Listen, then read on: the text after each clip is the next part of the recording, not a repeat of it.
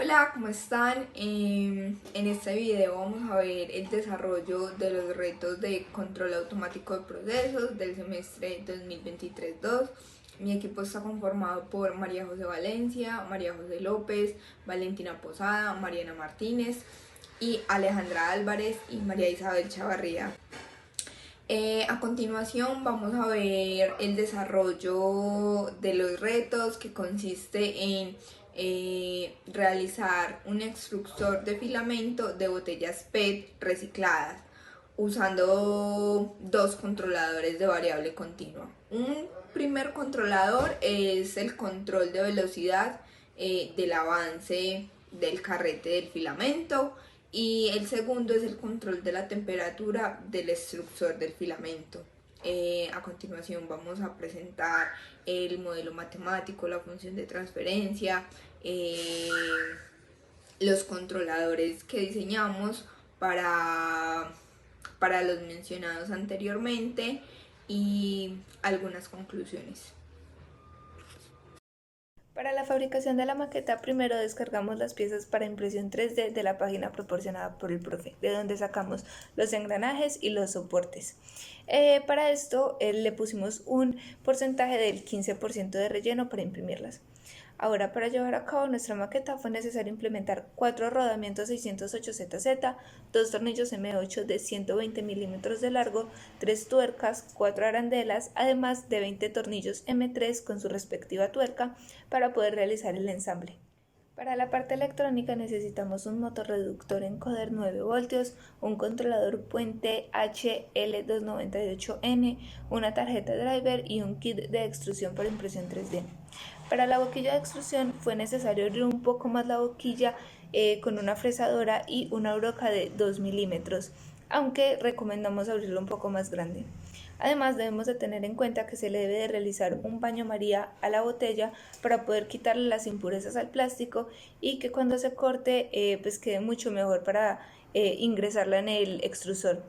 Y luego de realizar este montaje pasamos a realizar las conexiones eléctricas. Aquí, como podemos ver, el carrete está enrollando el filamento.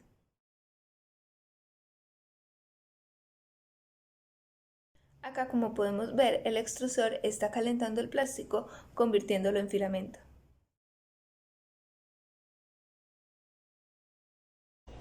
Para realizar el control continuo del extrusor se debe realizar una calibración, en donde lo hicimos a través de un Excel que nos brindó el profesor, en donde debíamos tomar la temperatura y en el voltaje que se encontraba. Esta debía aumentar exponencialmente para ir introduciendo los datos. Los datos nos los brindaba MATLAB o también se podían brindar desde el Arduino.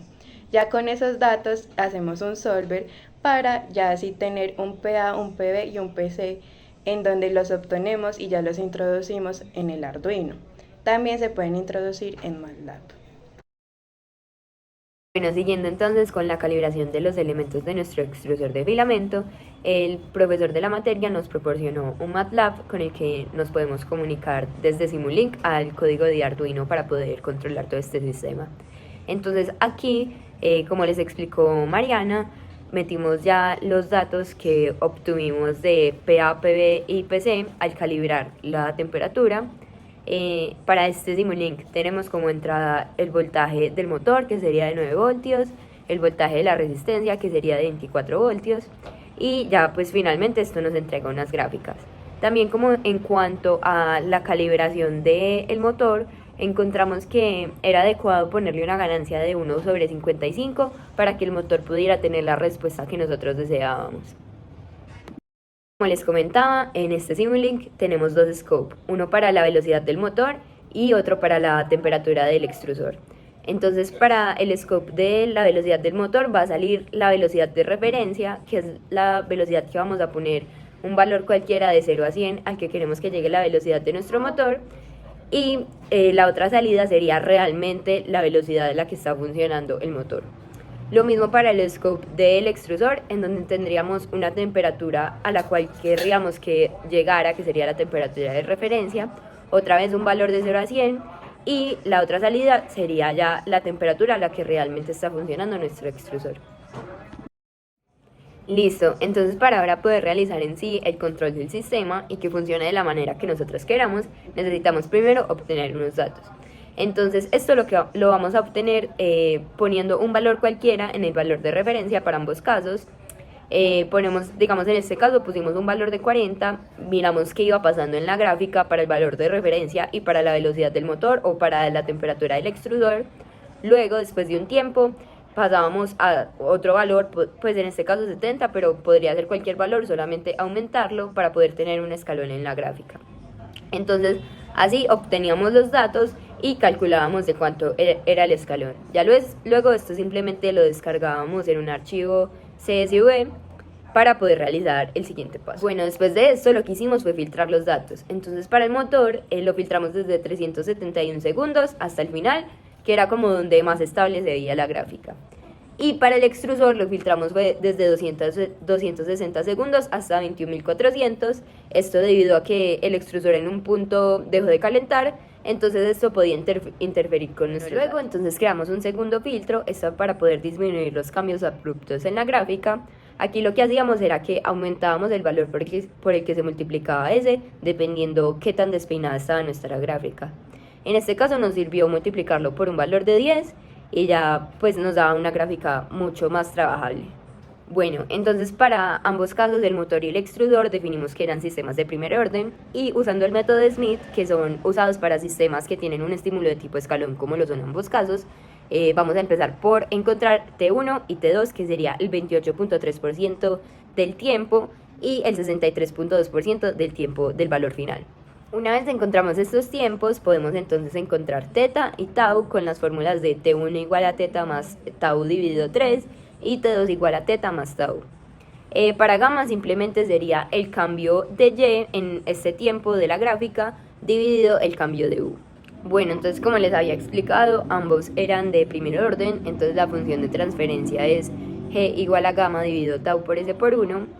Y ahora lo que hacíamos era ir integrando cada controlador y viendo cómo se comportaba la gráfica. Entonces primero introdujimos el controlador proporcional y nos dimos cuenta de que la gráfica no llegaba al punto de referencia. Entonces metimos el segundo controlador, que es el integral. Aquí para el motor sí llega al punto de referencia y encontramos ya los datos. En cambio para el extrusor no llega al punto de referencia con los dos controladores, entonces tuvimos que meter el tercer controlador, que era el diferencial. Bueno, y ya entonces estos datos lo que hacíamos era que los llevábamos al Arduino proporcionado por el profesor y ya de una vez introducidos mirábamos cómo respondía el sistema a estos estímulos de los controladores y nos dimos cuenta de que en efecto estos controladores nos sirvieron para poder llegar a las referencias que le pedíamos al sistema. Bueno, ya realizando la programación en el Arduino también tiene una posibilidad de ver una gráfica que visualmente es un apoyo para ver cómo se está controlando el motor. En este caso tenemos tres líneas, una que es la velocidad de referencia, que es la velocidad en la que nosotros queremos que vaya el motor, una línea de velocidad normal, que es la velocidad en la que está actualmente corriendo el motor, y una velocidad de error, que es la diferencia entre la velocidad de referencia y la velocidad en la que va el motor. Como podemos ver, ya estamos ingresando valores a la gráfica en donde empezamos con velocidades cortas y también velocidades altas. A la que máxima que llegamos es la velocidad de 100, en donde se puede ver que el controlador funciona perfectamente, donde la línea verde alcanza a la línea azul y se establece y continúa el flujo en esa línea así, hasta luego después de introducir otro dato. Entonces esto hace de que el controlador sí funciona y que cumple con el objetivo propuesto. Ya en la segunda gráfica en el Arduino podemos ver visualmente las tres líneas que nos ayudan a identificar si hay un control. Tenemos la línea de referencia en donde nos muestra a dónde queremos que llegue la temperatura, también la línea verde o la temperatura actual en la que está el extrusor, en donde esta va subiendo exponencialmente o bajando de acuerdo a cuánto queremos que esté la temperatura. Recordemos que para el extrusor se debió de hacer una calibración. En este caso, gracias a la calibración y a los datos que nos da el Arduino, podemos ver que tenemos una diferencia de 10 grados. Entonces ya teniendo eso en cuenta, ya sabemos que si queremos 210, nos va a dar un grado de 220 en la vida real y experimentalmente. Tenemos el valor, la temperatura de error, que como dije anteriormente era la temperatura de referencia con la temperatura real. Esta varía mucho ya que tenemos valores donde puede diferenciarse en el entorno, ya que varía con la dinámica que hay en los espacios. Entonces eso va a interferir en la gráfica mientras se va calibrando y llegando a la temperatura.